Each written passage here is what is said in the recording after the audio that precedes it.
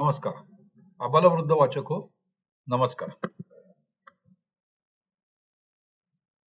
दुसरं महायुद्ध ही जगाच्या इतिहासातली अशी घटना आहे की ज्याच्यावर किती बोललं तरी थोडं किंवा त्या विषयाची भुरळ अजूनही मनावरून जात नाही. अजून सुद्धा दुसऱ्या महायुद्धावरची पुस्तकं वाचावीशी वाटतात. दुसऱ्या महायुद्धावरचे चित्रपट पाहावेसे वाटतात. तर आज मी अशाच एका पुस्तकाबद्दल तुमच्याशी बोलणार आहे. तर पुस्तकाचं नाव आहे स्टॅलिनग्राड आणि लेखकाचं नाव आहे अँटोनी बिवोड. तर सदर पुस्तक हे दुसऱ्या महायुद्धातील स्टॅलिनग्राडच्या भीषण संग्रामावर लिहिलेलं आहे. दुसऱ्या महायुद्धात ही लढाई खूप महत्वाची समजली जाते, स्टॅलिनग्राडची लढाई. कारण या लढाईमुळेच अजिंक्य समजल्या जाणाऱ्या जर्मन फौजेला पराभवाची चव चाखायला लागली आणि इथूनच दोष राष्ट्रांच्या जर्मनी विरुद्धच्या विजयाची यात्रा सुरू झाली. या विषयावर खरं तर तशी बरीच पुस्तकं लिहिली गेलेली आहेत. पण माझ्या वाचनात आलेलं हे स्टॅलिनग्राड वरचं पहिलं पुस्तक आहे. तर सदर पुस्तकाचा प्रारंभ हा 2 जून 1941 या दिवशी ऑपरेशन बार्बारोस या नावाने सुरू झालेल्या जर्मनच्या रशियावरील चढाईने होतो. याच्यानंतर म्हणजे हे युद्ध सुरू झाल्यानंतर सुरुवातीला रशियन सैन्याची प्रचंड पिछेहाट झाली.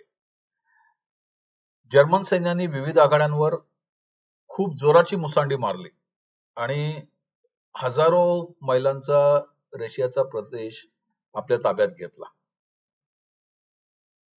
हिटलरनी या ऑपरेशन थ्रू 3 आघाड्या उघडलेल्या होत्या. एक आघाडी मॉस्कोच्या दिशेने होती, एक लेनिनग्राडच्या दिशेने होती आणि एक स्टॅलिनग्राडच्या दिशेने होती. आणि या तिन्ही आघाड्यांवर जर्मन सैन्याची आगेकूच जोरात चालू होती.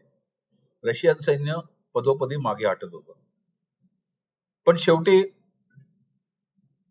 जसजसं जर्मनीचा रसद मार्ग लांबत गेला आणि त्यांना रसद पुरवण्यामध्ये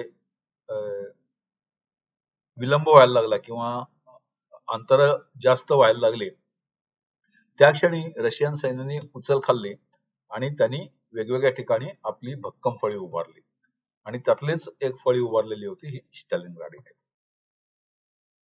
तर असं हे युद्ध सुरू झालं. मात्र हिटलरचा अंदाज रशियाच्या प्रतिकारामुळे चुकला आणि हिटलरला जे काही वाटत होतं की रशियन हिवाळा सुरू व्हायच्या अगोदरच आपण रशिया पादाक्रांत करू, तर त्याचा हा अंदाज खोटा ठरला आणि 1941 साली हिटलरच्या दुर्दैवाने हिवाळा लवकर सुरू झाला आणि त्याच्यामुळे हिवाळा सुरू झाल्यानंतर रशियातली ती कडाक्याची थंडी आणि ती काही जर्मन सैन्याला मानवेना किंवा सोसवेना आणि त्याच्यामध्ये त्यांचे प्रचंड हाल झाले. तर या पुस्तकामध्ये ती सगळी वर्णनं आलेली आहेत की जर्मन सैन्याचे कसे हाल झाले आणि का हाल झाले. तर हिटलरच्या महत्वाकांक्षी योजनेप्रमाणे रशिया हा साधारणपणे 1941 नोव्हेंबर पर्यंत पूर्ण जिंकला जाणं अपेक्षित होतं. मात्र तसं झालं नाही आणि त्याच्यामुळे रशियातल्या थंडीला तोंड देण्यासाठी जर्मन सैन्याकडे कुठली तयारी नव्हती.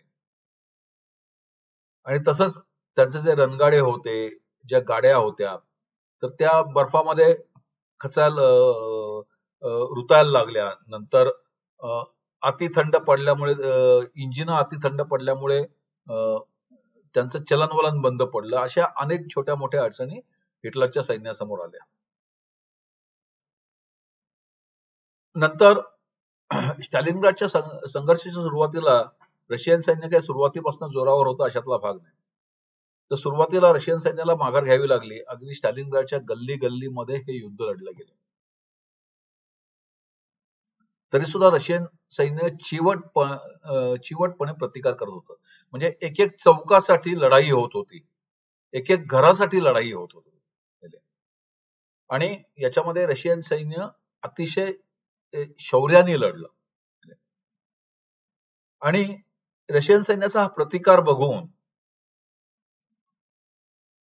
हळूहळू जर्मन सैन्याचं मनोधैर्य खचू लागलं.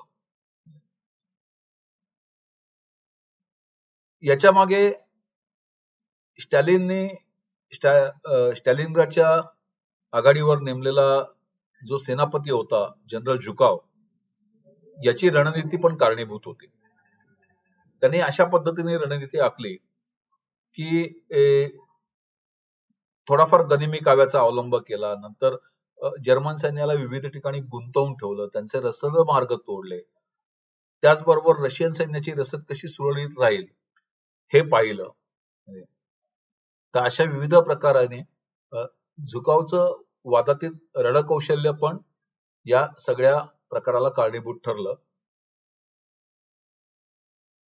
आणि अशा पद्धतीने जर्मन सैन्य जे आधी जिंकण्याच्या परिस्थितीत होतं ते कुठेतरी मागे हटू लागलं. तर सुरुवातीच्या काही प्रकरणामध्ये लेखकांनी हा पूर्ण तपशील दिलेला आहे की हे युद्ध कसं लढलं गेलं, कोणी काय डावपेच रचले, नंतर जर्मन सैन्याला रसदीचा तुटवडा कसा भेडसावा लागला आणि त्यांना रसद पुरवण्यामध्ये गोरिंगचं विमानदल कसं अयशस्वी ठरलं, की भले त्यांनी हिटलर समोर मोठ्या मोठ्या बाता मारत पण हवी तेवढी रसद तो जर्मन सैन्याला पुरवू शकला नाही. आणि त्याचबरोबर रशियन सैन्याने काय केलं तर रशियन सैन्याने हळूहळू जर्मन सैन्याच्या मागे जायला सुरुवात केली आणि अशा तऱ्हेने स्टॅलिनग्राडच्या इथे जर्मन सैन्य हे कोंडीत पकडलं गेलं. तर या पुस्तकातली शेवटची जी 2 प्रकरणं आहेत ती या संदर्भात खूप महत्वाची आहेत की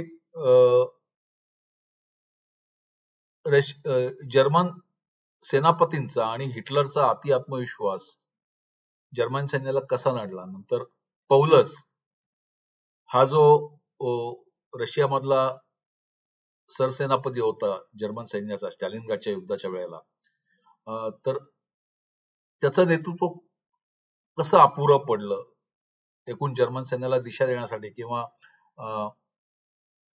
योग्य ती रणनीती आखण्यासाठी. नंतर हे जे रशियामधलं जर्मन सैन्य होतं हे 6th आर्मी म्हणून ओळखलं जायचं. तर या 6th आर्मीची कशी पिछेहाट होत गेली आणि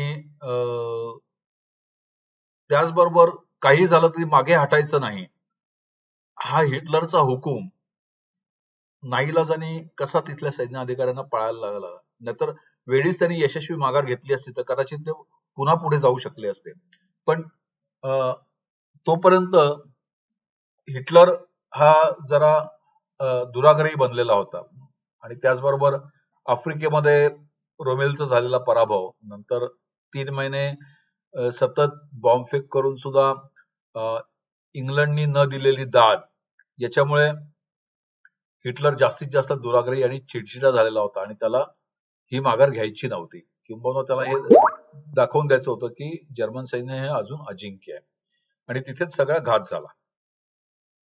यातली शेवटच्या 2 प्रकरणामध्ये युद्ध संपल्यानंतर 91,000 जर्मन सैनिक कैद्याच्या अवस्थेत रशियाच्या ताब्यात गेले. या सैनिकांचं पुढे काय झालं, हे सैनिक जर्मनीला जिवंत पोचले की नाही, नंतर स्टॅलिनग्राडच्या युद्धामध्ये रशियन सैन्याने किती किंमत मोजली, नंतर या युद्धामध्ये लढलेले रशियन सेनानी आणि जर्मन सेनानी यांचं पुढे काय झालं, या सगळ्याचा आढावा या शेवटच्या 2 प्रकरणामध्ये लेखकाने घेतलेला आहे.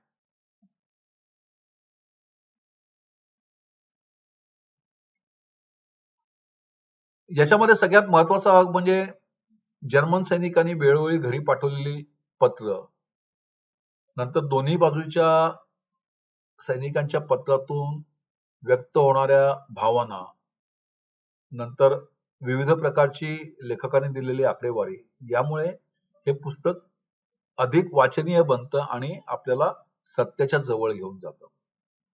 तर त्या दृष्टिकोनातनं हे पुस्तक अतिशय वाचनीय, अजून सुद्धा आपल्याला ते वाचावं असं वाटतं.